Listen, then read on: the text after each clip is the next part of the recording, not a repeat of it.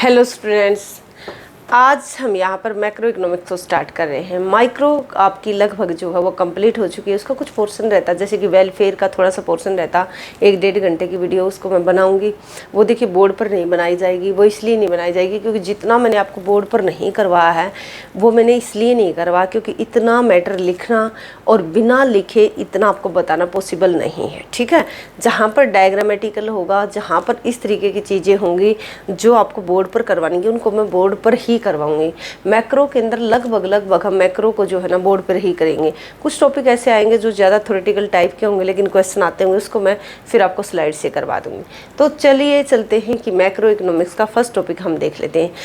Micro और macro का आप डिफरेंस जानते हो। माइक्रो क्या है? ग्रीक जो लैंग्वेज है उससे ग्रीक के माइक्रोस से लिया गया, और जो मैक्रो हो वो किससे लिया गया है? मैक्रोस से लिया गया है। माइक्रो और मैक्रो को जो सेपरेट किया था वो किसने किया था? रैगनर फ्रिश ने किया था। और फादर ऑफ इकोनॉमिक्स कौन है? एडम स्मिथ है। उन्हीं से यहाँ पर हम स्टार्ट करेंगे। देखिए 1776 में 1776 में बुक आई थी वेल्थ ऑफ नेशन। कुछ उसका नाम बड़ा है, an inquiry into the nature करके वो बुक आई थी। और उसके अंदर उन्होंने क्या कहा था? उस बुक के अंदर उन्होंने बताया था कि हर देश को क्या फोकस करना चाहिए कि वेल्थ के ऊपर, कि नेशन की जो वेल्थ है वो कैसे बढ़ाई जाए, इस चीज़ के ऊपर फोकस की बात की थी। तो जो वेल्थ ऑफ नेशन बुक आई, अब जो एडम स्मिथ है वो क्या क्लासिकल इकोनॉमिक्स है। क्लासिकल इकोनॉमिक्स है तो उन्होंने 10-15 अपनी एजम्पशन दे दी। वो इसके नेक्स्ट टॉपिक में हम करेंगे। आज के बाद जो नेक्स्ट टॉपिक आपका आएगा, तो जो उन्होंने वो 10-15 एजम्पशन दी, वो एजम्पशन कुछ इस तरीके से फ्रेम की गई। उन्होंने कोई रिसर्च नहीं किया, बट वो एजम्पशन दी। उन्होंने कहा कि अगर इस तरीके से इकोनॉमी चलती है, जैसे मैंने परफेक्ट कॉम्पिटिशन में आपको करवाया है ना, परफेक्ट या माइक्रो जब स्टार्ट करवाई थी, स्टार्टिंग में ही मैंने आपको मार्केट मैकेनिज्म के बारे में बताया था। वही बात मैं यहाँ पर आपको बता रही हूँ, उसको उसी के साथ रिलेट कर लेना, नहीं तो उस वीडियो को दोबारा देख लेना। अगर वहाँ भी नहीं मिले तो मार्केट मैकेनिज्म के बारे में आप सर्च कर लेना यूट्यूब चैनल पर। ठीक है, और यूट्यूब चैनल का आपको पता है कि आप जो हमारा जो यूट्यूब चैनल है वो कौन सा है। अब देखिए एडम स्मिथ ने जो उन्होंने कहा कि इकोनॉमी कैसे चलेगी, परफेक्ट कंपटीशन होना चाहिए। ठीक है ना, या वो परफेक्ट कंपटीशन नहीं बोलते हैं, वो बोलते हैं कि कैपिटलिज्म होना चाहिए। कैपिटलिज्म में आप सभी जानते हो कि जो एक तरीके से जो मेन माना जाता है वो किसको? कंज्यूमर को माना जाता है। और प्रोड्यूसर की मन की मर्जी होती है कहाँ प्रोडक्शन करेगा, कितना करेगा, किसके लिए करेगा, वो उसके ऊपर। और मार्केट सेल्फ इंटरेस्ट से चल रही है, इसलिए वहाँ पर प्रॉफिट भी मैक्सिमम होता है। सारे सिस्टम अपने आप चलता रहता है, वहाँ पर गवर्नमेंट इंटरफेयर की ज़रूरत नहीं पड़ती है। तो अब देखिए सारा सिस्टम अपने आप चलता रहा, गवर्नमेंट नहीं है। ये सिस्टम उनका 1776 से लेकर देखिए 1929 तक आ गया, 1929 तक आ गया। 1929 में आता ग्रेट डिप्रेशन। ग्रेट डिप्रेशन जब आता है तो ग्रेट डिप्रेशन में आप देखोगे उस टाइम पर जो इन्होंने बातें बोली थी वो बातें फेल हो जाती हैं। इन्होंने कहा था कि गवर्नमेंट इंटरवीन नहीं करेगी, ऐसे ही डिमांड और सप्लाई का जो मैकेनिज्म है वो अपने आप सारा सब कुछ करेक्ट कर लेगा, लेकिन नहीं, ऐसा नहीं हुआ। उस टाइम पर जो इन्होंने बात बोली थी उसके अपोजिट चली गई। तो ग्रेट डिप्रेशन आता है 1929 में। ठीक है, जिसको महामंदी के नाम से आप जानते हो। तो उसमें केन्स ने बताया था कि ये जो ग्रेट डिप्रेशन आया है वो जीडीपी के गिरने के कारण से आया था। और तो बहुत सारे इकोनॉमिक्स ने कहा, किसी ने कहा कि मनी की सप्लाई घट गई थी, किसी ने कुछ कहा, किसी ने, लेकिन जो मेन रीज़न था ना वो था कि जीडीपी डिक्रीज हो गई थी। इस कारण से ग्रेट डिप्रेशन जो है वो आया था। ग्रेट डिप्रेशन का मैं आपको पीडीएफ से पढ़ाऊंगी। ठीक है ना, ग्रेट डिप्रेशन क्या है उसके बारे में हो सकता है कि कभी कभार आपसे क्वेश्चन भी पूछ ले, तो वो मैं आपको पीडीएफ से पढ़ाऊंगी जो मैंने क्लास में करवाया हुआ है, वहाँ पर अच्छा मटेरियल है वो। तो अब यहाँ पर आप देखिए कि जो 1929 में क्राइसिस आया वो क्या था? वो था कि उस टाइम पर जीडीपी है ना वो क्या हो गई थी? डिक्रीज हो गई थी। अब हम जीडीपी डिक्रीज हो गई थी तो यहीं से स्टार्ट करेंगे, फिर जीडीपी होती क्या इसके बाद बताएंगे ग्रेट डिप्रेशन क्या। ग्रोस डोमेस्टिक प्रोडक्शन, यानी कि जीडीपी का मतलब होता है gross domestic production. Gross domestic production, अब देखिए मैं आपको एक सजेस्ट करूँगी। यहाँ पर मैंने एक आप इको गुरु इकोनॉमिक्स क्लासेज के यूट्यूब चैनल पर जाइए, वो आपका अपना ही चैनल है, वहाँ पर जाइए और वहाँ पर एक प्लेलिस्ट आपको मिलेगी मैक्रो इकोनॉमिक्स करके 11th-12th की। वहाँ पर ज़्यादा वीडियोज़ नहीं हैं, 4-5 वीडियो हैं। इस वीडियो को देखने के बाद आप एक बार उन वीडियो को ज़रूर देखिएगा। और एक और स्टार्टिंग में ही मैंने 2 साल पहले एक वीडियो अपलोड की हुई है वहाँ पर नेशनल इनकम के बारे में, एक बार वो वीडियो देख लीजिएगा। ये काम आपने करना है। क्योंकि मैं उसको यही सोच रही थी कि मैं इसी आपके पास ही यहाँ ऐप पर ही अपलोड करवा दूँ, लेकिन वहाँ से मेरे से वो डाउनलोड नहीं हुई। इसलिए मैं आपको सजेस्ट करूँगी कि आप उन वीडियोज़ को ज़रूर देखिएगा, क्योंकि जब आप उन वीडियोज़ को देख लोगे ना, वो आपके सिलेबस से कई सारे आपके क्वेश्चन वो कवर करेंगी, ठीक है ना। बहुत सारी डिटेल आपकी वो कवर करेंगे, क्योंकि बहुत सारी चीज़ें मैंने वहाँ पर डिटेल में करवाई हुई हैं। तो आपसे रिक्वेस्ट है, और आप सभी बच्चे वो वीडियो देखेंगे और देखने के बाद उनके नीचे मुझे कमेंट करेंगे कि मैम डन, यानी कि डन लिखोगे कि हमने ये वीडियो जो है ना कवर कर ली है। तो अब देखते हैं यहाँ पर सबसे, जब जीडीपी डिक्रीज हुई तो सबसे पहले हम स्टार्ट करते हैं जीडीपी से। Gross domestic production. Gross domestic production का मतलब होता है, ग्रोस का मतलब होता है सकल, ठीक है ना। डोमेस्टिक का मतलब होता है घरेलू, प्रोडक्ट्स का मतलब होता है उत्पाद, सकल घरेलू उत्पाद। इसके बारे में हम जानेंगे। जो जी है वो क्या है, ग्रोस है यानी कि सकल है, डी आपका घरेलू यानी कि डोमेस्टिक, प्रोडक्ट पी क्या, प्रोडक्ट उत्पाद, सकल घरेलू उत्पाद। अब जो ग्रोस जब हम निकालते हैं तो ग्रोस का मतलब होता है नेट प्लस डेप्रीशिएशन, ठीक है। नेट प्लस जो भी आप कोई भी चीज़ का यूज करते हो तो वो कुछ समय के बाद डेप्रीशिएट कर जाती। देखिए डेप्रीशिएशन का मतलब होता है, एक मान लिया जाए कि आप गाड़ी लेकर आए, गाड़ी आपने चलाई, मान लेते कि गाड़ी का जो एक तरीके से लाइफ हो 10 साल के, तो आप देखते हैं जब नई गाड़ी लेकर आते मान लेते कि आप 15 लाख की लेकर आए, तो कुछ समय के बाद वो 3-4 लाख की रह जाती है। क्यों रह जाती है? उसको कॉन्टीन्यूस चलाने के कारण से उसके जो पुर्जे पार्जे हैं, जो उसकी एफिशिएंसी वो डाउन होती चली जाती है, इस कारण से उसकी वैल्यू घट जाती है। और एक मान लेते कि आप गाड़ी ले आए और आपका मन करा कि ठोक दी कहीं पर भी, और ठोकने के बाद आपने कहा कि मेरी गाड़ी डेप्रीशिएट करके नहीं, ऐसा इसको हम डेप्रीशिएट में काउंट नहीं करते। डेप्रीशिएट सिर्फ वही होगा जो कि उसके चलने के कारण से जो घिसावट आई है। तो जब हम ग्रोस निकालते हैं ना, तो नेट यानी कि शुद्ध प्लस डेप्रीशिएशन होता है। उसके बाद देखिए डोमेस्टिक का क्या मतलब होता है, जब हम अपने देश की बात करते हैं। नेशनल यानी कि राष्ट्रीय, राष्ट्रीय का मतलब होता है कि जब हम बाहर की भी बात करें। प्रोडक्शन का क्या मतलब होता है, उत्पादन। यहाँ पर मैं आपको एक एग्जांपल देना चाहूँगी, प्रोडक्शन होता क्या है। मान लेते कि आप कहीं पर भी खेती करते हो, ठीक है ना, या खेती कोई भी आपका बिजनेस है, वहाँ पर आपने 200 रुपीज़ की, मान लिया जाए कि 200 के बराबर जो है ना आपने सेल कर दी 200 रुपीज़ की। जब 200 की आपने सेल की तो उसके लिए हो सकता है कि जो भी मटेरियल कोई भी अगर खेती में यूज करे तो बीज हो सकता है, ठीक है ना। आपने 10 रुपये का बीज लिया और फसल उगाने के बाद 200 रुपये की वो बेच दी। तो यहाँ पर जो भी प्रोडक्शन हुआ ना, वो हुआ, अगर मान लिया जाए कि 200 में से अगर हम 10 रुपीज़ घटा देंगे, जो आपकी एक्सप्लिसिट कॉस्ट थी, बाहरी जो लागत है, उसको अगर आप घटा दोगे तो आपका 190 का क्या कहलाएगा, प्रोडक्शन, यानी कि वो उत्पादन कहलाएगा। मैं आपको एक बार बता देती हूँ, आप फिर भी एग्जाम्पल मैंने नोट डाउन किया हुआ है, एग्जाम्पल को आप सुन लीजिए। जो मैंने बोला वही है कि सपोज कीजिए कि farmer sell his crop 100 rupees, यहाँ पर 100 रुपीज़ ले रखे, मैंने 200 बता दिया आपको, तो उसके लिए वो 10 रुपये का खर्च करता है। फार्मर का जो प्रॉफिट है ना, कितना हुआ, 100 में से अगर वो 10 माइनस कर देगा तो 90 रुपीज़, मैंने 190 रुपीज़ बोला था। तो इसको हम, इसी को तो हम प्रॉफिट बोलते हैं, यही उत्पादन होता है, और यही इसी को हम बोलते हैं वैल्यू एडिशन। एक क्वेश्चन पूछते हैं आपसे कहीं भी, अगर आप इंटरव्यू देते हो कि वैल्यू एडिशन का क्या मतलब होता है। वैल्यू एडिशन का मतलब होता है, वैल्यू जब एडिशन होता है तो देखिए दो चीज़ों के बारे में मैं बताती हूँ, एक फाइनल गुड्स होते हैं, एक इंटरमीडिएट गुड्स होते हैं। जो इंटरमीडिएट गुड्स होते हैं ना, वैल्यू एडिशन उन्हीं में पॉसिबल होता है, फाइनल गुड्स में नहीं होता। फाइनल गुड्स से और जो इंटरमीडिएट गुड्स है, दोनों में डिफरेंस होता है। फाइनल गुड्स दो तरीके की होती है, एक कंज्यूमर गुड्स होती हैं, एक तरीके से एक प्रोड्यूसर गुड्स होती है, इन्वेस्टमेंट गुड्स बोलो, ठीक है। जो कंज्यूमर गुड्स होती है, जैसे कपड़ा हो गया, जो भी मतलब आप कैरी करते हो, जो भी चीज़ों को आप पहनते हो, खाते हो, वो कंज्यूमर गुड्स हो गई। और जो कैपिटल या प्रोड्यूसर गुड्स या इन्वेस्टमेंट गुड्स वो होती हैं जो फर्दर प्रोडक्शन में यूज होती हैं। जैसे आपने ट्रैक्टर लिया, ट्रैक्टर को आपने खेत में चलाने के लिए लिया, ठीक है ना, तो वो आपके लिए क्या होगा, एक तरीके से इन्वेस्टमेंट प्रोड्यूसर गुड्स कहलाएगा, कैपिटल गुड्स कहलाएगा। अब डिफरेंस समझिए कि इंटरमीडिएट गुड्स होती है, फाइनल गुड्स होते हैं। इंटरमीडिएट गुड्स वो होती हैं जिनमें अभी वैल्यू एडिशन बाकी है, और जो अभी फाइनल कंजम्पशन, जो फाइनल जो कंज्यूम किया जाना है वो, या इन्वेस्टमेंट के, जो एक इन्वेस्टमेंट कंजम्पशन होता है, एक कंज्यूमर का जो कंजम्पशन होता, ठीक है ना, तो वो अभी उसके लिए रेडी नहीं है। इससे पहले आप समझिए कि वैल्यू एडिशन क्या होता है।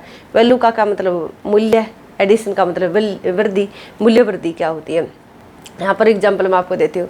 मान लेते हैं कि आपने एक पेड़ देखा, सभी जानते हो पेड़ देखा होगा आपने एक शीशम का पेड़ देखा है, किसी चीज़ का भी आपने एक पेड़ देखा, और उस पेड़ को आपने किसी भी जो कारपेंटर होते हैं, जो भी कुर्सी कार्सी बनाते हैं, बेड बनाते हैं, वो उसने आपसे वो पेड़ ले लिया, आपके खेत में था, आपने उसको दे दिया। मान लेते हैं कि उसने आपसे वो 1000 रुपये का जो है वो पेड़ परचेज किया। जब आपसे वो 1000 रुपये का उसने पेड़ जो है परचेज किया, तो उसके परचेज करने पर उसने उससे चेयर बनाई, और चेयर उसने बेच दी 2500 रुपये की, यानी कि 2500 रुपये की। तो 2500 रुपये में से यानी कि 2500 रुपये में से आप 1000 माइनस करोगे तो वैल्यू एडिशन कितना हुआ उस लकड़ी में, उसके बनने के बाद चेयर कितने का हुआ, 1500 रुपये का। तो ये वैल्यू एडिशन होगा। उसके बाद देखिए, मान लेते कि उसने वो चेयर बनाई, किसी को बेची, वो कोई शोरूम वाला ले गया, ठीक है, उस शोरूम वाले ने आगे उसमें 500 रुपये और ऐड करके वो बेच दी। फिर अब कितना हुआ, 2500 में से 3000 की गई वो, अब 3000 में से 2500 घटाओगे तो 500, 500 प्लस 1500, ये टोटल वैल्यू एडिशन होगा, यही उसका प्रॉफिट होगा, यही सब कुछ। तो वैल्यू एडिशन का मतलब होता है जब भी कोई आप चीज़ लेते हो तो उसमें जो भी आपने ऐड किया वो क्या कहलाएगा, वैल्यू एडिशन कहलाएगा। अब हम इस वैल्यू एडिशन की क्यों बात कर रहे हैं, क्योंकि इसकी ज़रूरत अब आपको पढ़ने वाले हैं। तो क्या क्या देख लिया, जीडीपी को आपने पूरा का पूरा का एक तरीके से देख लिया। जी ग्रोस डोमेस्टिक प्रोडक्ट, मैंने आपको बता दिया कि ग्रोस का क्या मतलब होता है कि नेट प्लस डेप्रिसिएशन, डोमेस्टिक का क्या मतलब होता है जब हम अपने देश के अंदर ही बात करें, और इसी के साथ मैंने नेशनल भी बता दिया, यानी कि राष्ट्रीय, जब हम इंटरनेशनल है कि दूसरे देशों की बात कर रहे हैं। प्रोडक्शन का मैंने आपको बता दिया कि कोई भी आप मान लिया जाए कि जैसे मैंने आपको बताया कि एक 10 रुपये का बीज डाला जाता, उससे 100 रुपये की इनकम होती है, 100 रुपये का टोटल आउटपुट होता है, 100 में से 10 गया तो जो प्रोडक्शन कहलाएगा वो 90 रुपीज़ का कहलाएगा। अब हम यहाँ पर बात करते हैं कि जो ये जीडीपी मेजर करने के, यानी कि जो भी हम जीडीपी मेजर करते हैं उसके 3 फॉर्मूले, ठीक है, 3 तरीके से, यानी कि 3 फॉर्मूले नहीं 3 मेथड हैं जिसके द्वारा हम अपने जीडीपी को मेजर कर सकते हैं। जीडीपी को मेजर करने का फर्स्ट है कि यहाँ पर वैल्यू एडिड मेथड, उसके बाद है मतलब वैल्यू एडिड मेथड बोलो या जीडीपी, नेशनल इनकम या वैल्यू एडिड मेथड निकालने के 3 मेथड हैं। एक सेकेंड रुकिए, देखिए मैं आपको बताती हूँ कि जीडीपी निकालनी है या फिर वैल्यू नेशनल इनकम निकालनी है, वैल्यू एडिड मेथड, ठीक है। इसको निकालने के लिए 3 विधि का यूज किया जाएगा। एक प्रोडक्शन मेथड जिसको वैल्यू एडिड मेथड हमने बोला, एक इनकम मेथड, एक एक्सपेंडिचर मेथड। देखिए ये वैल्यू एडिड का तो मैंने आपको बता दिया, एग्जाम्पल दे दिया जैसे पेड़ वाला। जब हम बात करते हैं इनकम मेथड की, तो इनकम मेथड का क्या मतलब होता है, इनकम मेथड का मतलब होता है कि देखिए जब हम बात करते हैं कि देखिए क्या क्या होता है, लैंड होती है, लेबर होती है, कैपिटल होता है, एंटरप्रेन्योर होता है, ये सारी चीज़ें होती है ना। कोई भी चीज़ का जब उत्पादन करना होता है तो इन चीज़ों की ज़रूरत होती है। लैंड को क्या दिया जाता है, रेंट दिया जाता है, जो भी लैंड है। लेबर को क्या दिया जाता है, वेज, कैपिटल पर रेट ऑफ इंटरेस्ट, और एंटरप्रेन्योर को क्या जाता है, प्रॉफिट जाता है। अगर हम इन सब की इनकम को जोड़ देते, अगर हम इन सब की इनकम को जोड़ देते वो क्या कहलाएगा, इनकम मेथड कहलाएगा, ठीक है ना भाई। इसकी लेबर की, लैंड की, कैपिटल के, एंटरप्रेन्योर की, अगर इन सब की इनकम को जोड़ देते हैं तो वो आपका क्या कहलाएगा, इनकम मेथड कहलाएगा। एक्सपेंडिचर मेथड क्या है, एक्सपेंडिचर मेथड में क्या क्या होगा, जैसे कंजम्पशन एक्सपेंडिचर होगा, वो इन्वेस्टमेंट एक्सपेंडिचर होगा, गवर्नमेंट एक्सपेंडिचर होगा, जो भी खर्च करेंगे, ठीक है, जो भी खर्चा होगा। जब इनके पास इनकम जाएगी तो खर्च भी होगा ना, तो ये वो जब खर्च करने की बारी आएगी तो वो क्या कहलाएगा, आपका एक्सपेंडिचर मेथड कहलाएगा। इसको क्या बोलते हैं, उत्पाद विधि या मूल्यवृद्धि विधि। इसको क्या बोलते हैं, आय विधि। इसको हम क्या बोलते हैं, एक तरीके से जो भी एक्सपेंडिचर को क्या बोलते हैं, खर्च, ठीक है। तो यानी कि एक्सपेंडिचर मेथड। तो 3 मेथड से हम क्या करेंगे, जीडीपी या फिर नेशनल इनकम को निकालेंगे। अब देखिए जब चाहे आप किसी से भी निकालो, चाहे आप इससे निकालो, चाहे आप इससे निकालो, चाहे इससे निकालो, किसी से भी जब आप निकालते हो, चाहे आप वैल्यू एडिड मेथड है, चाहे फिर आप इनकम मेथड से निकालो या फिर आप एक्सपेंडिचर मेथड से निकालो, किसी से भी जो निकालोगे, जो आपकी जीडीपी निकल कर आएगी वो क्या होगी, तीनों की तीनों इक्वल होंगे, तीनों मेथड से एक जैसी ही निकलेगी। अगर पहले वाले से 500 निकले तो दूसरे वाले से 500 निकलेगी और तीसरे वाले से 500। ठीक है, इसमें कोई चेंज नहीं होगा। अब बिना कंडीशन के और आइडेंटिकल होंगी, ठीक है ना। अब देखिए ये आइडेंटिकल का निशान होता है, ये जो 3 लाइन हम ऐसे रखते हैं ना तो ये आइडेंटिकल होता है, और जब हम इसको इस तरीके से रखते हैं ना तो इसको इक्वलिटी बोलते हैं, इक्वल। इसका मतलब होता है इक्वल, जब इक्वल की जब हम बात करते हैं तो इसका मतलब होता है कि जो इक्वल किया गया ना वो कुछ कंडीशन के ऊपर बेस्ड है। ये कैसा, बिना कंडीशन के। ये कैसा, कंडीशन के ऊपर बेस्ड है। जैसे कि यहाँ पर हम कंडीशन की बात करें, मान लेते हैं कि यहाँ पर कोई भी है, जैसे कि 2x प्लस यहाँ पर हम लिख लेते हैं, ठीक है, इस तरीके से, और यहाँ पर आया है 10, तो यहाँ पर x की कुछ वैल्यू आएगी, x की कुछ वैल्यू आप रखोगे। मान लिया जाए कि यहाँ पर x की वैल्यू 2 रखोगे, तब जाकर यहाँ पर 10 बना होगा। तो कंडीशन है ना कि आपको 2x की जगह कुछ ना कुछ वैल्यू रखोगे तब जाकर यहाँ 10 आएगा। लेकिन ये जो आइडेंटिकल होता है यहाँ पर ऐसी कोई कंडीशन नहीं होती, विदाउट कंडीशन के होता है। जैसे कि हम यहाँ पर एग्जांपल ले लेते हैं कि जैसे कि 2 बच्चे यानी वो ट्विन्स है, यानी कि जुड़वा बच्चे पैदा हुए हैं। जब वो जुड़वा बच्चे पैदा हुए हैं और उन जुड़वा हो गए, ठीक है चलो कोई बात नहीं, लेकिन वो एक्टिविटी एक जैसी करते हैं, उनका IQ लेवल ऐसा, तो बाई चांस है ना, तो यहाँ पर बिना कंडीशन के, उनकी कोई कंडीशन नहीं होती कि भाई ऐसा होंगे तो ऐसा, उनकी एक्टिविटी सेम ऐसा ऐसा होगा, कुछ नहीं ऐसा ऐसा। तो ये बात है, ठीक है ना। तो ये आइडेंटिकल होते, चाहे किसी, ये क्वेश्चन आया भी था, पता नहीं KVS एनीवेस में आया था, ये ऐसे ऐसे लगाया हुआ था, ठीक है ना। तो ये ऐसे होते, 3 डंडे होंगे और तीनों ही मेथड से जो GDP निकलेगी वो एक दूसरे के बराबर होगी। उसके बाद देखिए हम सबसे पहले बात करते हैं, इसके फॉर्मूला देख लेते हैं कि प्रोडक्शन वैल्यू एडिड मेथड, जो प्रोडक्शन वैल्यू एडिड हम मेथड निकालेंगे उसका फॉर्मूला क्या, उसका फॉर्मूला यही है कि जितना भी हम मार्केट प्राइस, 2 चीज़ मैं आपको बता देती हूँ। एक मार्केट प्राइस होता है, एक तो हम निकालते हैं GDP को मार्केट प्राइस पर, एक निकालते हैं फैक्टर कॉस्ट पर। जब भी कोई आपसे बात करे कि मार्केट प्राइस का क्या मतलब, मार्केट प्राइस का मतलब होता है कि चीज़ अब मार्केट में चली गई है, जो भी चीज़ का प्रोडक्शन हुआ था वो मार्केट में सेल होने के लिए गई है। जब आप मार्केट से कोई भी चीज़ खरीदते हो, जैसे कि हम ये मार्कर ले रहे हैं, तो मार्केट परचेज, या अगर मार्केट से परचेज किया, देखिए इंडिया ऐसा पहला देश बन गया जिसने बुक्स के ऊपर भी टैक्स लगा दिया है, ठीक है। तो देखिए मान लेते हैं कि मार्कर खरीदते हैं, मार्कर के ऊपर आप देखते हैं चाहे माचिस भी खरीदा तो लिखा होता है ना इंक्लूडेड टैक्स। तो इसका मतलब जब चीज़ मार्केट तक पहुंच जाती है ना तो उसके अंदर टैक्स तो ऐड हो जाता है, और जो छूट दी गई थी ना उस पर वो माइनस हो जाती है। तो मैंने आपको क्या बोला कि यदि आप मार्केट प्राइस पर निकालोगे तो वहाँ पर जो है ना टैक्स का तो एडिशन होगा, टैक्स तो ऐड हो जाएगा और सब्सिडी वहाँ से घट जाएगी। जब निकालोगे आप फैक्टर कॉस्ट पर, तो वहाँ पर फैक्टर कॉस्ट देख, आप जाते हो कहीं भी मार्केट में लिखा फैक्ट्री रेट पर, यहाँ पर मतलब सारा सामान फैक्ट्री रेट पर मिलता है, कंबल जो भी लिखा होगा वहाँ पर तो फैक्ट्री रेट पर मिलता है। फैक्ट्री रेट का क्या मतलब है, अभी वो चीज़ मार्केट में नहीं गई है तो वहाँ पर टैक्स तो लगेगा नहीं, तो टैक्स वहाँ पर माइनस हो जाएगा और सब्सिडी प्लस हो जाएगी। जब भी मैं आपसे फैक्टर कॉस्ट की बात करूँगी तो सब्सिडी वहाँ पर प्लस होगी, टैक्स माइनस। जब भी मार्केट की बात करेंगे तो चीज़ सामान मार्केट में पहुंच चुका है इसलिए टैक्स लग चुका और सब्सिडी वहाँ पर माइनस हो जाएगी, क्योंकि मार्केट में जाने के बाद जब जिसको सब्सिडी मिली होती है ना तो वो माइनस करके ही उसको मार्केट में बेचता है, फिर सरकार उसके ऊपर क्या करती है, टैक्स को लगाती है।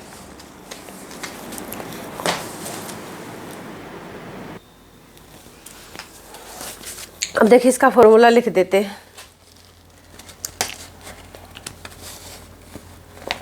कि total value addition GDP at a market price. ये लिखा गया जितनी भी फर्में, जितनी भी 10 फर्में, 20 फर्में, 50 फर्में, जितनी फर्में, उन्होंने जितना मान लीजिए कि ए फर्म ने जितना वैल्यू एडिशन किया, B ने कितना किया, C ने कितना किया, सबका समीशन होता है। क्या होता है, ये GVA जो है ना ये ग्रोस वैल्यू एडिशन है। ग्रोस वैल्यू एडिशन जो दिखाया गया है ना कि I, ठीक है ना, यानी कि 1 से लेकर N तक, इसका मतलब यही है जितने फर्में हैं सब ने जितना जितना वैल्यू एडिशन किया है उसको, उसका समीशन है ये जो GDP at a market price, क्योंकि हम वैल्यू एडिशन मेथड निकाल रहे हैं।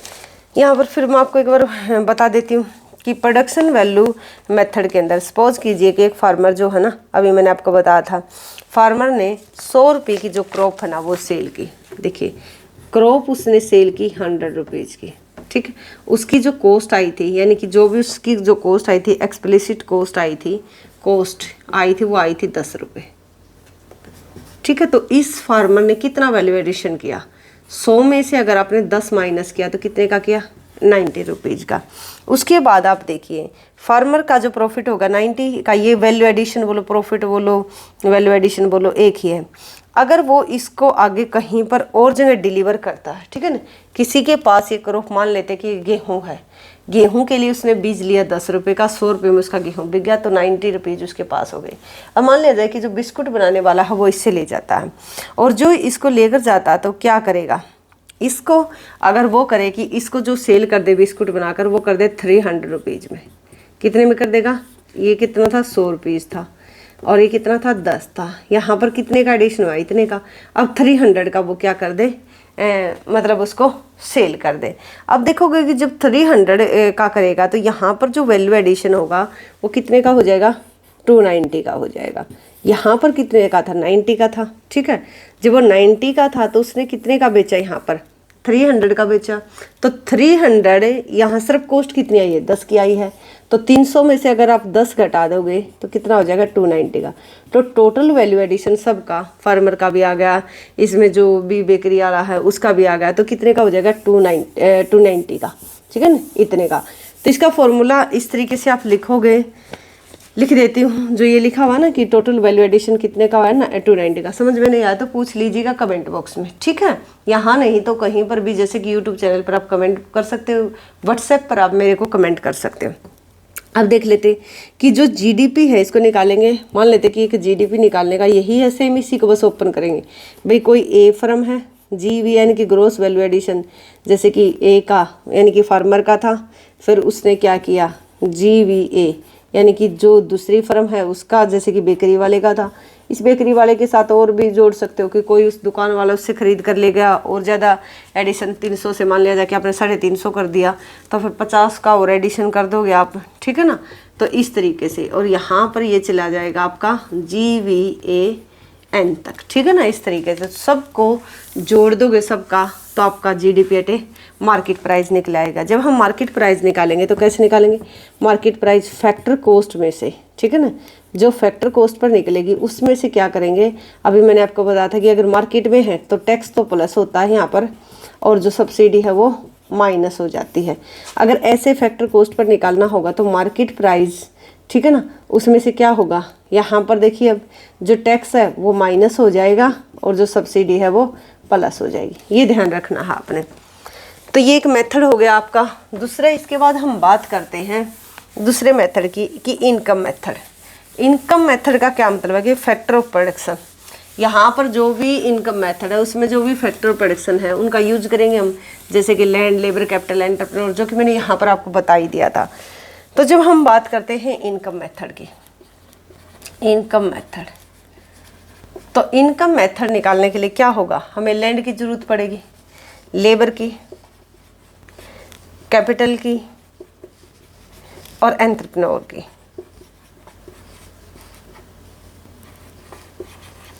लैंड को क्या देते हैं, रेंट, लेबर को क्या दिया जाता है, वेज, कैपिटल पर रेट ऑफ इंटरेस्ट, और एंटरप्रेन्योर या उद्यमी को प्रॉफिट।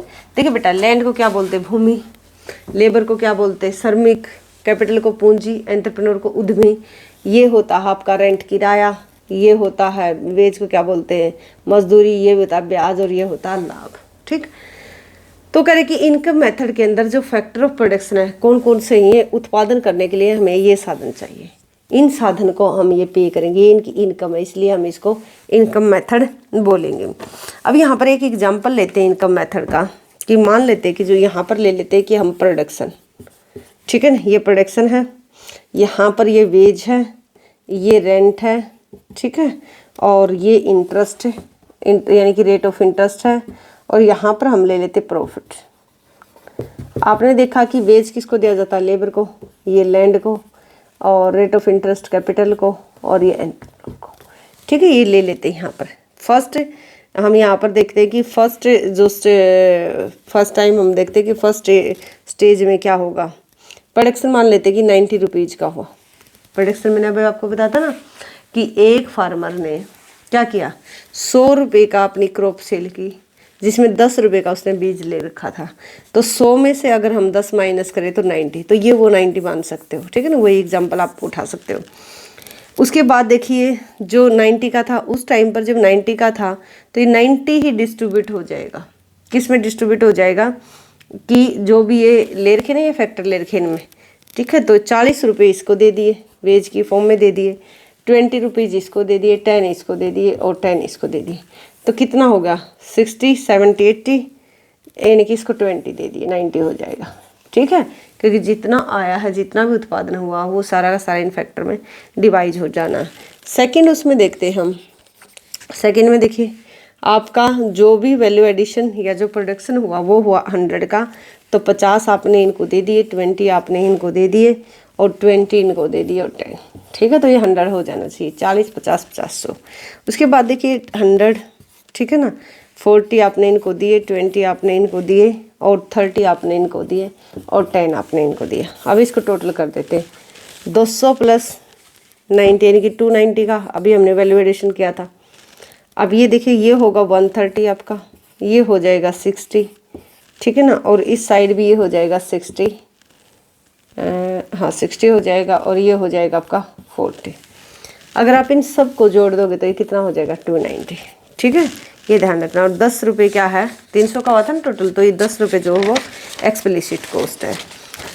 अब इसको फॉर्मूले में जिस तरीके से उसका फॉर्मूला बताया था कि फ्रॉम ए का वैल्यू एडिशन, फ्रॉम बी का वैल्यू एडिशन, और या 1, 2, 3 इस तरीके से हमने देखा था, तो उसी प्रकार से इसका भी फॉर्मूला है। फॉर्मूले को हम किस तरीके से लिखेंगे वो हम आपको बताने वाले।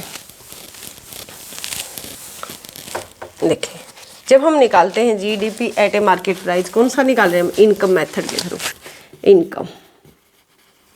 इनकम मेथड के द्वारा हम जीडीपी निकाल रहे हैं। तो यहाँ पर देखिए GDP at a market price, अब मैंने आपको मार्केट प्राइस के बारे में बता दिया ना, तो उसको कन्फ्यूज मत करना। फैक्टर कॉस्ट प्लस में टैक्स माइनस में सब्सिडी,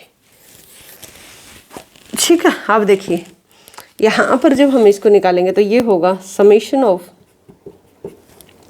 एन तक, ठीक है ना। तो ये है वेज, जितना भी 1 से लेकर एन तक जो भी आपने लेबर लगाई उसको दिए जाने वाले वेज, उसी प्रकार से ये ऐसे ही रहेगा, समेशन है, ये एन तक है। ये आपने जो भी रेट ऑफ इंटरेस्ट दिया, रेट ऑफ इंटरेस्ट किसको दिया, कैपिटल को दिया, ये लेबर को दिया। उसके बाद आप देखिए प्लस कर दोगे समेशन ऑफ, यानी कि 1 से लेकर एन तक का है, ठीक। तो ये आपका हो जाएगा प्रॉफिट, यहाँ पर प्रॉफिट जो यानी कि यहाँ पर मैं PI लिखूँ, जैसे यहाँ पर आई लिख रखा है ना, ये रेट ऑफ इंटरेस्ट है साथ में ये, ठीक है ना, इतने तक जो भी अपने, ये P क्या है आपका प्रॉफिट है। प्रॉफिट किसको जाता है, लैंड, कैपिटल, एंटरप्रेन्योर को, ठीक है ना। फिर उसके बाद देखिए समेशन ऑफ एन तक, फिर ये बड़े वाला ही लिख लेना यहाँ पर, या फिर सारे में छोटा कर लेना, ठीक है ना। तो ये जो जाएगा एन तक है, ये स्मॉल ही रखना, ये तो पता लग रहा है, ठीक है ना। ये जो जो जो जो ठीक। अब क्या क्या रह गया आपका, वेज हो गया, रेट ऑफ इंटरेस्ट हो गया, प्रॉफिट हो गया, सिर्फ वो हो गया लैंड के ऊपर रेंट, ठीक है ना। क्योंकि अभी मैं आपको ये पहले बता चुकी हूँ कि लैंड को क्या मिलेगा, जैसे लैंड, लेबर, कैपिटल, एंटरप्रेन्योर था, wage, rent, rate of interest और प्रॉफिट वही है। बस इनको अगर हम जोड़ देंगे तो इनकम मेथड से हमारी जीडीपी निकल कर आ जाएगी। क्या है, अगर इनका हम समेशन कर देंगे तो नेक्स्ट जो हमारी जीडीपी निकल कर आएगी वो इनकम मेथड से निकल कर आ जाएगी। तो ये चीज़ आपको समझ में आ गई होगी। तो वैल्यू एडिशन ही इनकम होती है, वैल्यू एडिशन ही क्या होती है, प्रॉफिट होता है। एन जो है number of house hold in an economy, यानी कि जो एन है ये आपको दिखा रहा है कि इकोनॉमी के अंदर कितने हाउस होल्ड हैं। क्योंकि हाउस होल्ड देखिए 2 चीज़ें होती हैं, एक हाउस होल्ड होते हैं, एक प्रोड्यूसर सेक्टर होता है। हाउस होल्ड के पास ये सारे संसाधन होते हैं, लैंड, लेबर, कैपिटल, एंटरप्रेन्योर। और जो प्रोड्यूसर सेक्टर होता है, जो इन्वेस्टमेंट करने वाला होता है, ये उसी को देता है, ये factor service household sector ही देता है। तो ये सारे हाउस होल्ड के जितने भी हाउस होल्ड हैं उनके पास ये जितने फैक्टर हैं उनकी बात कर रहे हैं। अब इसके नेक्स्ट बात हम करते हैं एक्सपेंडिचर मेथड की। जो भी ये वेज, इंटरेस्ट, प्रॉफिट, रेंट जो भी गया है, अब इनको क्या करना होता है, खर्च भी तो करेंगे। अगर आप कहीं पर काम करते हो, अगर वहाँ पर आपको सैलरी मिलती है तो ऐसा तो नहीं उस सैलरी का बिल्कुल भी कुछ भी आप खर्च नहीं करते हो, खर्च करते होगे तो जो खर्च कर दोगे फिर वो एक्सपेंडिचर मेथड में कन्वर्ट हो जाएगा। तो अब हम बात करते हैं तीसरा जो मेथड है वो है आपका एक्सपेंडिचर मेथड, व्यय विधि जिसको हम बोलते हैं एक्सपेंडिचर मेथड। तो तीसरा क्या है आपका एक्सपेंडिचर मेथड, व्यय विधि, ठीक है, व्यय विधि। जीडीपी निकालने का एक ये भी तरीका है। अब यहाँ पर आप देखिए sum total of final consumption, यहाँ पर क्या क्या होगा, जो कंजम्पशन है प्लस में जो इन्वेस्टमेंट एक्सपेंडिचर है और उसके बाद जो है आपका एक्सपोर्ट एक्सपेंडिचर, ठीक है, जो भी नेट एक्सपोर्ट आपका होगा उसके ऊपर जो आप खर्च करोगे।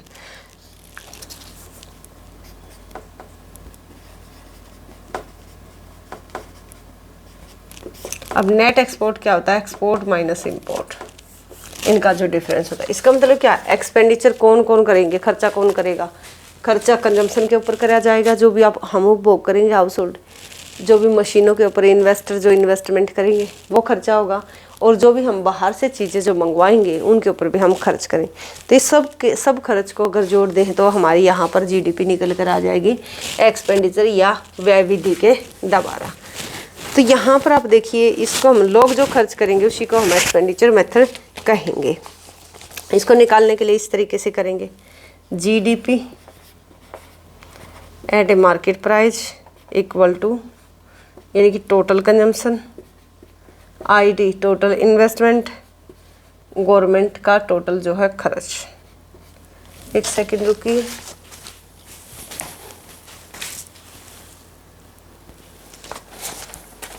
देखिए ये आपका टोटल कंजम्पशन है, ये कंजम्पशन एक्सपेंडिचर है, ये आपका टोटल इन्वेस्टमेंट एक्सपेंडिचर है, ये टोटल गवर्नमेंट एक्सपेंडिचर है, ठीक है। और इसके बाद है एक्स, जो भी हम एक्सपोर्ट करते हैं, ठीक है ना, और फॉरेनर जो उसके ऊपर खर्च करते हैं वो हमारी देश में ही आएगा ना, जो भी हम बाहर भेज रहे हैं वो एक दूसरी बात थी जो मैंने आपको बताया था कि export minus import equal to net export, ठीक है ना, वो आगे बताऊंगी। यहाँ पर क्या है, जो ये एक्स है ये आपको डिनोट कर रहा है कि जो आपका डोमेस्टिक प्रोडक्ट जो आप एक्सपोर्ट करते हो उसके ऊपर जो फॉरेनर जो खर्च करते हैं वो आपका क्या कहलाएगा, एक तरीके से वो भी जीडीपी के अंदर काउंट होगा। अब देखिए इसको हम एक तरीके से रिफाइन कर देते हैं। अगर यहाँ से हम डोमेस्टिक जो है ना, क्योंकि जीडीपी निकाल रहे हैं ग्रोस डोमेस्टिक प्रोडक्शन, तो अब यहाँ पर निकालेंगे इस टोटल कंजम्पशन में से, यदि हम जो बाहर से जो इंपोर्ट करते हैं उनके ऊपर जो कंजम्पशन करते हैं उसको अगर हम माइनस कर ले फॉरेन की वस्तु के ऊपर किया जाने वाला खर्च है, ठीक है, तो ये हो जाएगा हमारा CD, यानी कि domestic consumption, domestic consumption expenditure. उसी प्रकार से जो ये IT है ये क्या करेंगे, टोटल इन्वेस्टमेंट में से जो भी हम फॉरेनर चीज़ों के ऊपर जो इन्वेस्टमेंट करते हैं उसको अगर हम माइनस कर दें तो ये निकल कर आएगा हमारा ID, डोमेस्टिक इन्वेस्टमेंट एक्सपेंडिचर। उसी प्रकार से जो GT है ये क्या करेंगे, यहाँ पर जो GT में से यानी कि टोटल गवर्नमेंट एक्सपेंडिचर में से फॉरेनर का जो एक्सपेंडिचर उसको माइनस कर दें तो ये हमारा निकल कर आ जाएगा GD, या आ जाएगा डोमेस्टिक गवर्नमेंट एक्सपेंडिचर। इस तरीके से इसको हम फ्रेम कर लेंगे। अब उसके बाद आप देखिए ये XD है यहाँ पर, ठीक है नहीं, डोमेस्टिक जो आप एक्सपोर्ट करते हो उसके ऊपर जो बाहर के देश जो खर्च करते हैं। अब हम आगे बात करते हैं तो किस तरीके से ये फॉर्मूला हो जाएगा कि CT, ठीक है, plus IT plus GT plus XD, उसमें से क्या माइनस करो, ये माइनस कर दो, ये माइनस कर दो, ये माइनस कर दो, बस माइनस कर दो किस चीज़ को, CF को, और उसके बाद आप IF को, उसके बाद आप GF को, इन चीज़ों को माइनस कर दो, क्योंकि ये फॉरेनर की जो चीज़ें उनके ऊपर आपका जो भी खर्च हो रहा है उसको आप माइनस कर दो।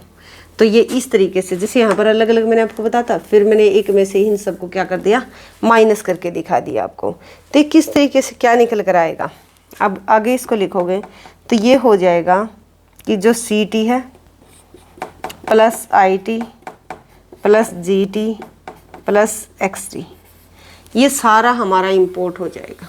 जो मैंने आपको बताया था कि एक्सपोर्ट माइनस इंपोर्ट, ये आपका हो जाएगा इंपोर्ट, जो भी बाहर से आप इंपोर्ट करते हो। और जो आपने अभी देखा था ना कि वैल्यू एडिशन से हमने निकाला था, तो एक्सपेंडिचर जो भी हमने प्रोडक्शन लिखा था कि ये प्रोडक्शन है, ये वेज है, ये इंटरेस्ट, और लास्ट में जो टोटल निकल कर आया था 290 था। तो वो करें कि अगर इससे भी हम निकालेंगे वो वही एग्जाम्पल रहेगा, तो कितना आ जाएगा 290। ये एक्सपोर्ट में से जो भी हमने इंपोर्ट किया उसको हम माइनस करते तो ये नेट एक्सपोर्ट कहलाएगा। तो ये जो एक्सपेंडिचर मेथड है उसका ये फॉर्मूला है, तो इस फॉर्मूले का आप ध्यान रखिएगा। इसके बाद मैंने आपको बता ही दिया कुछ बेसिक चीज़ें हैं, ये था आपका बेसिक। अब जो मोस्ट इम्पोर्टेंट है जो आपके पेपर में आती हैं, वहाँ से हम एक बार इसको अब स्टार्ट करते हैं। यहाँ से पेपर में आते हैं बहुत सारी चीज़ें, जैसे मैंने आपको बताया आइडेंटिकल के बारे में, ठीक है, एक्सपेंडिचर मेथड में क्या क्या होता है, इनकम मेथड में क्या होता है, वैल्यू एडिशन क्या होता है, तो ये सारी चीज़ें। अब वहाँ पर अगर उन वीडियो को देखोगे तो आपको ये पता चलेगा ट्रांसफ़र पेमेंट क्या होती है, ठीक है, और भाई और बहुत सारी चीज़ों के बारे में वहाँ पर ट्रांसफ़र पे किस चीज़ को जीडीपी में जोड़ते हैं, किस चीज़ को जीडीपी में ऐड नहीं करते, करते हैं तो क्यों नहीं करते, ठीक है, किसी चीज़ को अगर नहीं करते तो वो क्यों नहीं करते, ठीक है। तो अब हम देखते हैं, यहीं से स्टार्ट करेंगे। जीडीपी मार्केट प्राइस पर अगर आपको निकालना है, तो मैंने अभी आपको बताया कि फैक्टर कॉस्ट जब मार्केट प्राइस की बात की जाए तो अभी चीज़ मार्केट में जा चुकी है, तो टैक्स प्लस हो जाएगा यहाँ पर, ये फैक्टर कॉस्ट है, यहाँ पर पूरा ही लिख देती हूँ। मार्केट प्राइस पर अगर आपको जीडीपी जीएनपी कुछ भी निकालने के लिए आए तो उसको इस तरीके से करना, फैक्टर कॉस्ट जो भी साधन है उनकी जो लागत प्लस, क्योंकि मार्केट में चीज़ आ चुकी है तो टैक्स प्लस हो जाएंगे, जो भी आपको सब्सिडी मिली हुई थी वो माइनस हो जाएगी, ठीक है। अगर यहाँ पर लिखा है कि फैक्टर कॉस्ट, तो यहाँ पर मार्केट प्राइस आप लिखोगे, मार्केट प्राइस बाजार कीमत,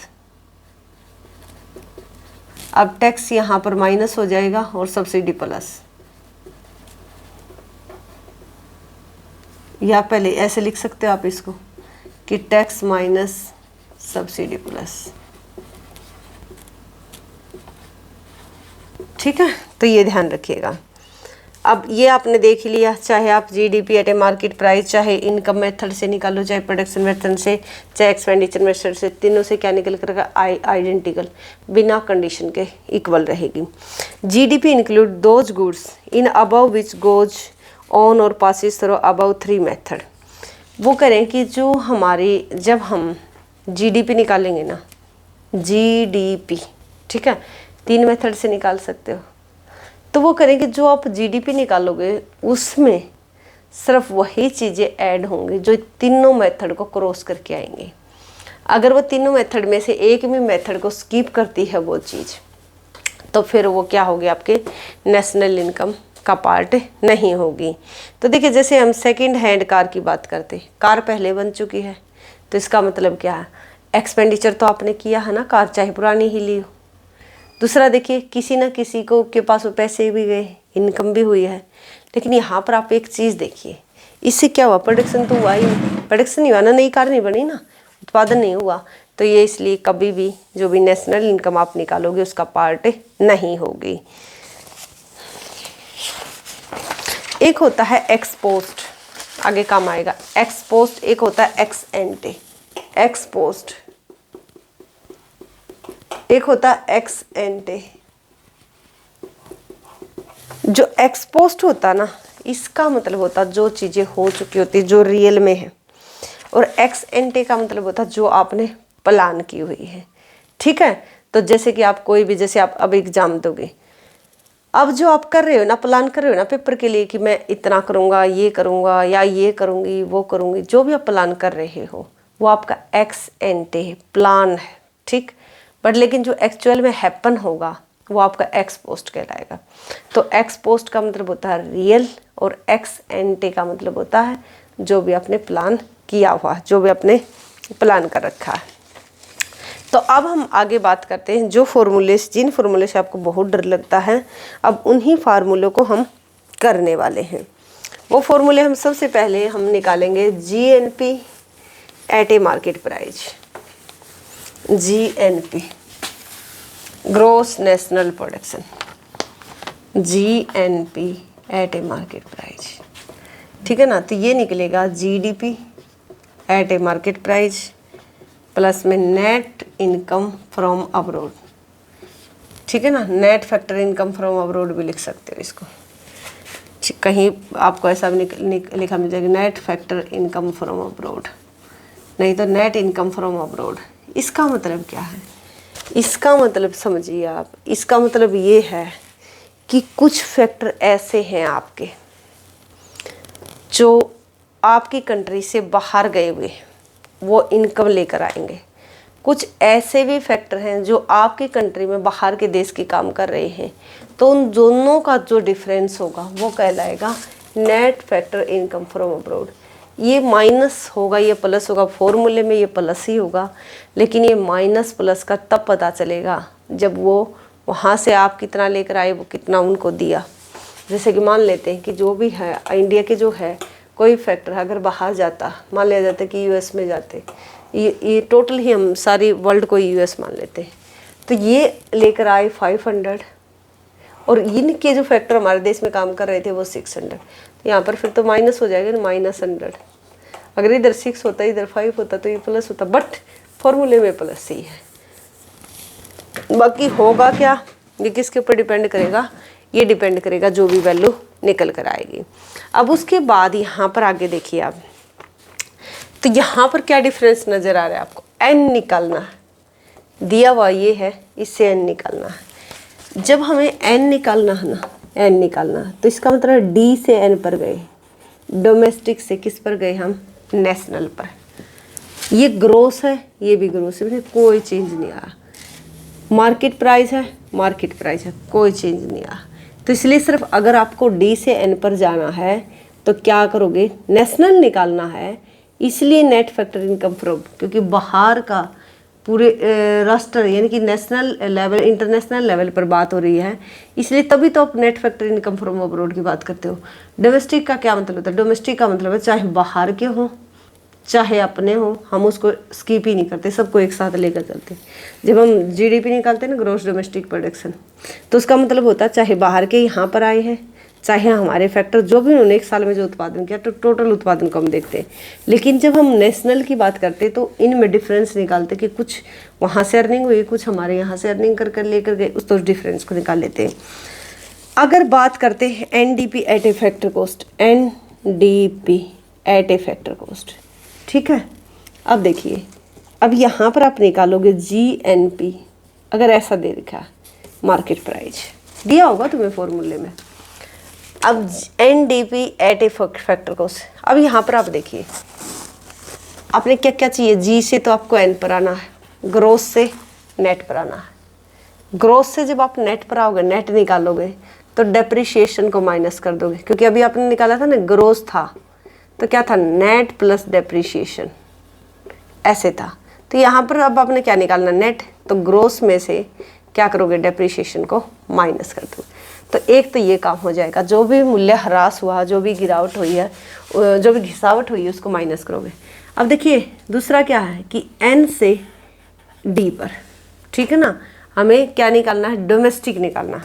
जब हमें डोमेस्टिक निकालना है तो यहाँ पर आप क्या करोगे? जैसे वहाँ पर N निकालना था ना नेशनल, तो net factor income from abroad को क्या किया था? प्लस किया था। अब हमें क्या चाहिए? D चाहिए, N से D पर आना है, तो ये माइनस की जगह प्लस की जगह क्या हो जाएगा? माइनस हो जाएगा।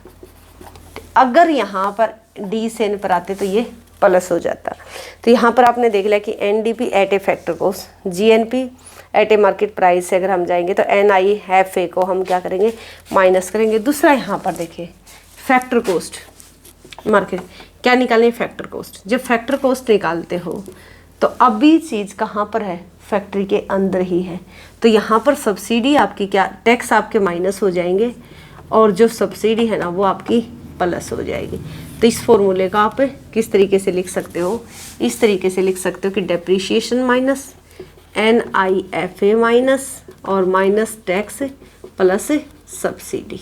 ठीक है, तो इस चीज़ को आप नहीं बोलोगे कि NDP at a factor cost, GNP at a market price, NIF a depreciation minus tax minus, एक मिनट, हाँ, टैक्स माइनस और सब्सिडी प्लस। अब उसके बाद आप देखना, अब आप अपने आप ही निकाल लोगे इनको, कोई प्रॉब्लम नहीं आएगी आपको। अब हम निकालते हैं GDP at a market price. देखिए GDP at a market price, तो NNP at a factor cost. अब देखिए यहाँ पर आपको देखना है, जी से एन से जी पर जाना है, नेट से ग्रोस पर जाना है, ग्रोस निकालना है। तो ग्रोस में क्या था, नेट प्लस डेप्रीशिएशन। तो इसका मतलब क्या, डेप्रीशिएशन जो है ना वो प्लस हो जाएगा, यहाँ पर डेप्रीशिएशन प्लस हो जाएगा, जो भी मूल्य ह्रास हुआ, क्यों, नेट से ग्रोस पर जा रहे हैं। उसके बाद आप देखिए एन से डी पर जा रहे हैं, वही हो जाएगी, यहाँ पर माइनस हो जाएगी नेट इनकम फ्रॉम अब्रोड। उसके बाद आप देखिए यहाँ पर इसका कोई मतलब नहीं है, फैक्टर कॉस्ट है, फैक्टर कॉस्ट है मार्केट प्राइस पर। मार्केट प्राइस में क्या था, टैक्स प्लस सब्सिडी माइनस। ठीक है ना, तो ये चीज़ को बस चले यहाँ इसके आगे लिख दो कि डेप्रिशिएशन प्लस हो जाएगा आपका, माइनस हो जाएगी एनआईएफ है, और टैक्स प्लस हो जाएगा और सब्सिडी माइनस हो जाएगी। ठीक है, क्रॉस चेक कर लेते हैं कि एनएनपी एट ए, हमने GDP at a market price, NNP, हाँ, डेप्रिशिएशन प्लस एनआईएफ है माइनस टैक्स प्लस और सब्सिडी माइनस। ठीक, उसके बाद हम बात करते हैं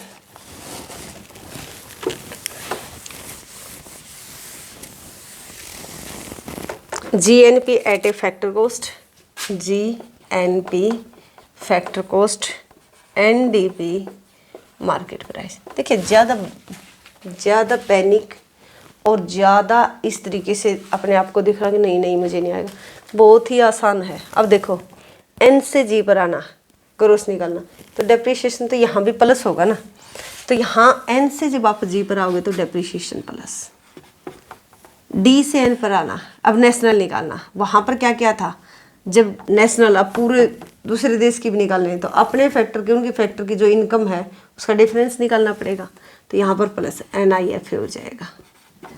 मार्केट से फैक्टर पर जाना, तो सब्सिडी टैक्स, यहाँ पर क्या होगा, टैक्स माइनस और सब्सिडी प्लस सब्सिडी। ठीक है ना, एक सिंपल सा तरीका मैं एक बार आपको बाद में बताऊंगी। उसके बाद आप देखिए एनएनपी अगर आपने निकालना है, NNP at a market price, और इधर दिया हुआ है NDP at a market price. देखो ये छेड़ना ही नहीं है, कोई ज़रूरत नहीं है, ये भी नहीं छिड़ेगा, सिर्फ ये छिड़ेगा। डी से एन पर आना, तो सिर्फ क्या होगा, net income from, net factor income from abroad या नेट इनकम फ्रॉम अब्रोड। ठीक है, तो ये जो net factor income from abroad है, ये सिर्फ यहाँ पर क्या हो जाएगी, प्लस हो जाएगी, और कोई भी छिड़खानी नहीं होगी। एनएनपी अगर आपको ऐसा दे दिया सिंपल कि एनएनपी फैक्टर कॉस्ट, यहाँ पर है एनएनपी मार्केट प्राइस। देखिए ये चेंज होगा, ये भी नहीं होगा, ये भी सेम है, ये भी सेम है, तो सिर्फ यहाँ पर फैक्टर कॉस्ट निकालोगे तो क्या करोगे, सब्सिडी प्लस और टैक्स माइनस। ठीक है ना, तो कोई ज़्यादा पचड़ा नहीं है ना, आसान है बिल्कुल। फिर भी मैं आपको बता देती हूँ एक बार। अब देखिए यहाँ पर जीएनपी, जीडीपी, यहाँ पर हम एनएनपी लिख लेते हैं, इधर लिख देते हैं जीडीपी। ठीक है, जी से अगर एन पर आओगे, ये निकालना है, ये दिया हुआ है, ये गिवन है, तो इसमें क्या करोगे, नेट निकालना है, तो डेप्रिशिएशन माइनस, नेशनल निकालना है, तो एनआईएफ नेट इनकम, जो net factor income from abroad है, एनआईएफ है। इसमें बोलने में हो सकता है कि मैंने कहीं पर गड़बड़ कर दी हो, net factor income from abroad. ठीक है ना, जो भी हमारा जो डिफरेंस है फैक्टर की इनकम का वो प्लस, क्योंकि नेट निकाल रहे हैं, ये सिर्फ ऐसे होगा। अगर इसके दूसरा हम ऐसे बोले कि इसको इधर कर दो जीडीपी, यहाँ पर एनएनपी, यहाँ पर NNP। अब देखिए N से G पर जाना, ग्रोस निकालना, तो डेप्रीशिएशन वहाँ पर माइनस था तो यहाँ पर प्लस हो जाएगा। D निकालना तो ये माइनस हो जाएगी। ठीक है, सिर्फ ये अंतर है। दूसरा, जब आप इधर फैक्टर कॉस्ट दे रखी है और इधर मार्केट प्राइस, क्या निकालना? फैक्टर कॉस्ट निकालने, फैक्टर कॉस्ट पर निकालना है। तो यहाँ पर क्या निकालोगे आप? जब फैक्टर कॉस्ट निकालने की बात होगी तो अभी फैक्ट्री में ही सामान बना है, जहाँ पर बना वहीं पर पड़ा हुआ है, तो सब्सिडी यहाँ पर मिली हुई है। ठीक है ना, टैक्स अभी लगा नहीं है तो इसलिए माइनस हो जाएगा। इसका उल्टा, अगर यहाँ पर MP इक्वल टू F तो यहाँ पर टैक्स प्लस हो जाएगा, टैक्स चला गया है और सब्सिडी को माइनस कर दो। ठीक, ये क्लियर हो गया होगा। अब उसके बाद हम बात करते हैं रियल GDP क्या होती है, नॉमिनल GDP क्या होती है। मैं आपको बोलकर ही बता देती हूँ। रियल GDP का मतलब होता है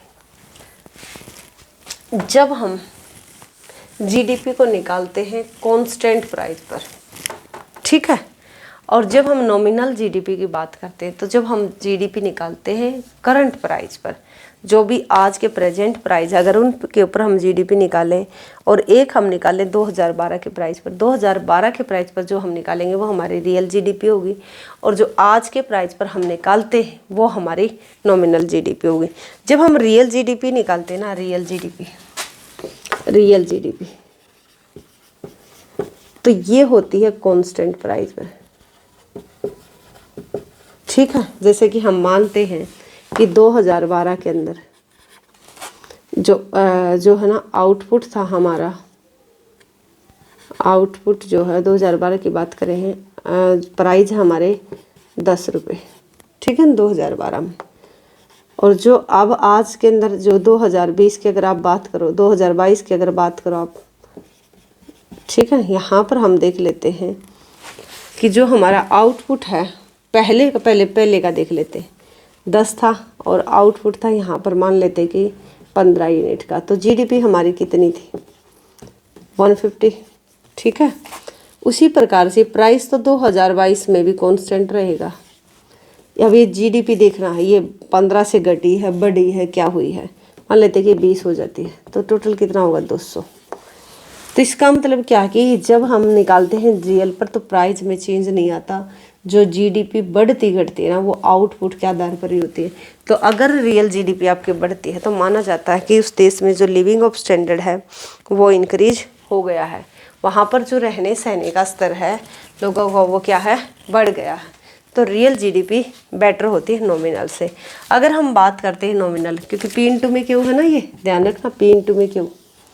अब देखिए, जो हम नॉमिनल की बात करते हैं, नॉमिनल का मतलब होता है कि आज के प्राइस, मान लेते कि प्राइस जो है ना 2012 में थे 10 रुपये, अब मान लेते कि 15 हो जाए, और आउटपुट कितना था आपका? यहाँ पर 15 था, और अब यहाँ पर ये देखिए 20 ही कर लो आप, 1 मिनट, तो यहाँ पर 150 थी, यहाँ पर कितनी आएगी आपकी?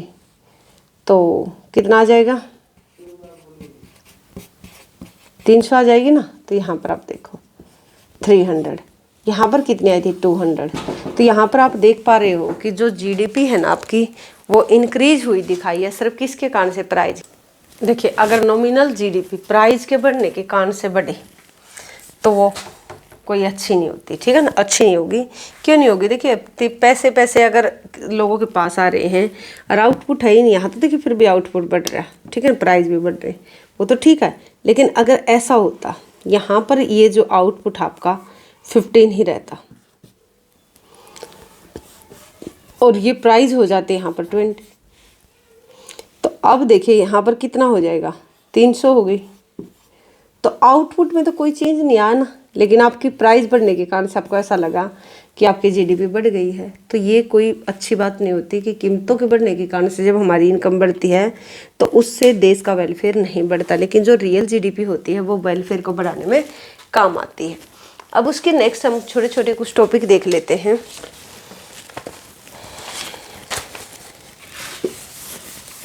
अब हम बात कर लेते हैं GDP डिफ्लेटर की, ठीक है ना। GDP डिफ्लेटर, ये क्वेश्चन भी कई बार पूछा गया।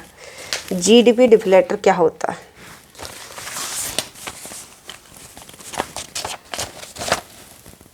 डिफ्लेक्ट, यानी कि इनकम कितनी, जो जीडीपी हमारी कितनी डिफ्लेक्ट की है, कितनी फूली है, कितनी बड़ी है, ये निकलता है nominal GDP divide by real GDP. और कई बार इसको आप देखोगे परसेंटेज में भी दिखाया जाता है, ठीक है ना। वैसे तो यही होता है, लेकिन कई बार इसको परसेंटेज में भी दिखा लेते हैं। तो ये हमारा जीडीपी डिफ्लेक्टर होता है। उसके बाद हम बात करते हैं पर्सनल इनकम की, फिर हम बात करेंगे डिस्पोजेबल इनकम की, और national disposable income, private income, इन सब चीज़ों के बारे में हम जानेंगे।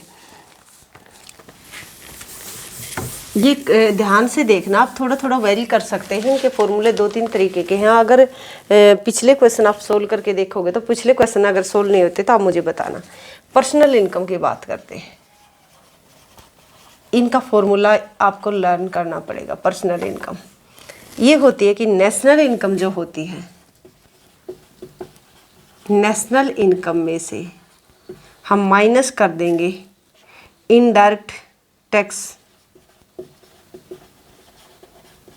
इनडायरेक्ट जो है ना, देखिए डायरेक्ट टैक्स होते हैं, डायरेक्ट यानी कि प्रत्यक्ष जो कर होते हैं, उसका मतलब होता है जिसके ऊपर लगाए जाते हैं उसी को पे करने होते हैं। जो अप्रत्यक्ष कर होते हैं, जैसे कि जीएसटी, जैसे जो आप कपड़े पहनते हैं उनके ऊपर जो टैक्स लगता है, वो लगता किसके ऊपर है, जो उसका उत्पादन करता है, लेकिन लेता किससे, हमसे लेता, तो वो अप्रत्यक्ष होता है कि लगता किसी के ऊपर है, पे कोई और करता है। तो इनडायरेक्ट जो बिजनेस टैक्स होते हैं, बिजनेस टैक्सेस जो होते हैं, माइनस करने ही माइनस है। ये कॉरपोरेट टैक्स, कंपनी के ऊपर जो टैक्स लगता है, कॉरपोरेट प्रॉफिट, उनका जो प्रॉफिट होता है वो देते नहीं है ना, जो अनडिस्ट्रीब्यूटेड प्रॉफिट होता है। सोशल इंश्योरेंस,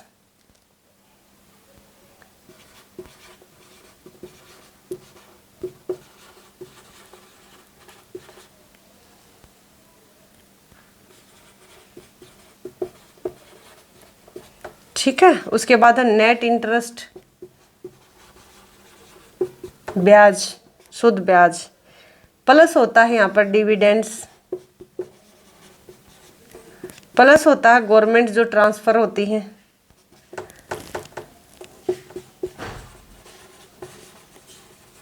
गवर्नमेंट ट्रांसफर्स का मतलब होता है एक तरफा हस्तांतरण। जैसे गवर्नमेंट जो भी हमें सब्सिडी देती है, या जो जैसे कि बुढ़ापा पेंशन मिलती है, स्कॉलरशिप होती है, वो हमारी गवर्नमेंट ट्रांसफ़र कहलाएंगे, ठीक है। कोई भी अगर मतलब कोई भी ऐसा इंसिडेंस होता है, बाढ़ भूकंप आती है, उस टाइम पे लोगों की हेल्प की जाती है, तो गवर्नमेंट ट्रांसफर्स होंगे, ठीक है ना। Government transfers to individuals.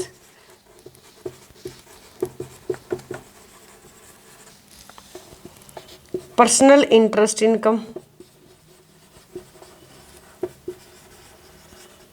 Interest income, जो भी आपने इनकम कहीं दे रखी है ना, किसी को लोन दे रखा है, किसी को कुछ भी पैसा दे रखा है, उसके ऊपर जो आपको ब्याज मिल रहा है, ये जुड़ेंगे और ये घटेंगे, ये ध्यान रखना आपने। उसके बाद देखिए डिस्पोजेबल इनकम होते हैं। डिस्पोजेबल इनकम का मतलब होता है जिसको आप खर्च कर पाओ, डिस्पोजेबल इनकम, खर्च करने योग्य आय। इसमें से क्या करेंगे, पर्सनल इनकम में से, जो ये पर्सनल इनकम थी, इसमें से माइनस कर देंगे पर्सनल टैक्स और एंड नॉन टैक्स पेमेंट। जो भी जैसे नॉन टैक्स पेमेंट क्या होते हैं, जो भी पेनल्टी लगती है, जो भी फीस, जैसे आप कोर्ट में जाते हो, अगर आपने किसी ज़मीन की रजिस्ट्री करवानी तो फीस लगेगी ना आपको, तो नॉन टैक्स होती है वो। अब उसके बाद हम यहाँ पर बात करते हैं पर्सनल इनकम। आपने देख लिया पर्सनल इनकम का क्या है, ये जो लिखा हुआ है ना मैंने कॉरपोरेट प्रॉफिट, तो ये अनडिस्ट्रीब्यूटेड प्रॉफिट भी लिखा मिलेगा आपको कहीं पर, अनडिस्ट्रीब्यूटेड प्रॉफिट, जिसको जो कंपनी है किसी को बांट कर नहीं देती, वो आपका अनडिस्ट्रीब्यूटेड प्रॉफिट होता है। और net interest payment by house hold, ऐसा लिखा हो सकता है, जैसे यहाँ पर था ना नेट इंटरेस्ट, ठीक है ना, पेमेंट बाय हाउस होल्ड, तो ये नेट इंटरेस्ट ये रही नेट पर्सनल इंटरेस्ट इनकम लिखा हुआ ना, ये क्या है, आपने किसी को ब्याज पर पैसा दे रखा तो उससे जो ब्याज आ रहा है तो ये वो होता है। उसके बाद आपने देख लिया, ये सारी चीज़ें आपने देख ली। नेशनल डिस्पोजेबल इनकम एक और रहता है,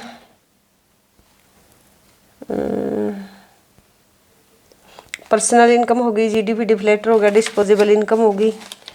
उसके बाद नेशनल डिस्पोजेबल इनकम और निकाल लेते एक बार। नेशनल डिस्पोजेबल इनकम होती है जो राष्ट्र की जो खर्च करने योग्य आय होते हैं। एनएनपी यानी कि net national production at a market price plus other current transfer from the rest of the world, यानी कि एनएनपी अगर मार्केट प्राइस में हम जो भी हमने दूसरे देशों से जो भी गिफ्ट्स ग्रांट्स जो भी हमें मिले हैं, जो भी एड्स यानी कि जो भी सहायता हमें मिली है, जैसे कोरोना में किसी ने हमारी सहायता की, तो वो क्या करेंगे, हम नेशनल डिस्पोजेबल इनकम जब निकालेंगे तो NNP at a market price में ये सारी भी जो बाहर के देशों से जो हमें सहायता मिली है उसको हम प्लस कर देंगे। अब हम बात करते हैं प्राइवेट इनकम की। ठीक है, ये आपने देख लिया डिस्पोजेबल इनकम, और जो मैंने आपको बता दिया, फिर भी मैं यहाँ लिख देती हूँ नेट डिस्पोजेबल इनकम। ये है आपकी एनएनपी एट मार्केट प्राइस, और जितनी भी other current transfer from the rest of the world, ठीक है ना, जो भी ट्रांसफर्स आपने मिली है किसे, रेस्ट ऑफ द वर्ल्ड से, ये नेट ट्रांसफर यानी कि करंट ट्रांसफर। इसका मतलब क्या है, मैंने आपको बताया ना कि एक तरफा हस्तांतरण। एक तरफा हस्तांतरण का मतलब होता है ना उसके लिए आज कुछ पे करना है, ना ही फ्यूचर में उसके लिए कोई पे करना। कहीं पर अगर आपको जब स्कॉलरशिप मिलती है, मान लिया जाए कि आपको कहीं पर भी आप जो भी वजीफा जिसको बोलते हैं स्कॉलरशिप मिलती है, तो उसको आपने गवर्नमेंट को दिया कुछ थोड़ा, ना फ्यूचर में देना ना आज कुछ देना, ठीक है ना, आपने उसको कुछ नहीं दिया। आपके डीएमसी में मार्क्स लगे हुए हैं, तो जैसे कि किसी का बर्थडे होगा, बर्थडे पर अगर आप किसी को गिफ्ट देते तो वो भी ट्रांसफ़र पेमेंट होते हैं, उसके बदले आपको मिले ना मिले वो कोई मतलब गारंटी नहीं होती। ठीक है, तो ट्रांसफ़र पेमेंट एक ऐसी पेमेंट होती है जिसके बदले में आप कोई आशा नहीं कर सकते। प्राइवेट इनकम होती है, प्राइवेट इनकम इसका मतलब होता है कि factor income from net domestic product accruing to private sector, national डेब्ट interest and NFIA current transfer from government other net transfer from the, ये कुछ इस तरीके से है। इसको ये अगर आप बोलोगे तो ये छोटे छोटे जो फॉर्मूले मैं आपको सेंड कर दूंगी, ये वाले तो इसमें कोई दिक्कत नहीं है। ठीक है ना, तो इसको एक बार सर्च भी कर लेना, और ये सारे फॉर्मूले आप ये वाला लास्ट वाला जो प्राइवेट इनकम रह गई है इस फॉर्मूले को सर्च करोगे और मुझे सेंड करोगे, मैं फिर चेकआउट करूँगी कि आपने ठीक लिखा है या नहीं लिखा। तो अभी देखिए ये सारी चीज़ें मैंने आपको करवा दी हैं, एक टॉपिक कंप्लीट हो गया है। इसके बाद हम देखते हैं एक ग्रेट डिप्रेशन के बारे में जानेंगे। पहले क्लासिकल और केन्स के बारे में जानेंगे, फिर मैं आपको ग्रेट डिप्रेशन के बारे में बताऊँगी। तो इस वीडियो को इतना ही करते हैं, बाकी नेक्स्ट वीडियो में मिलते हैं।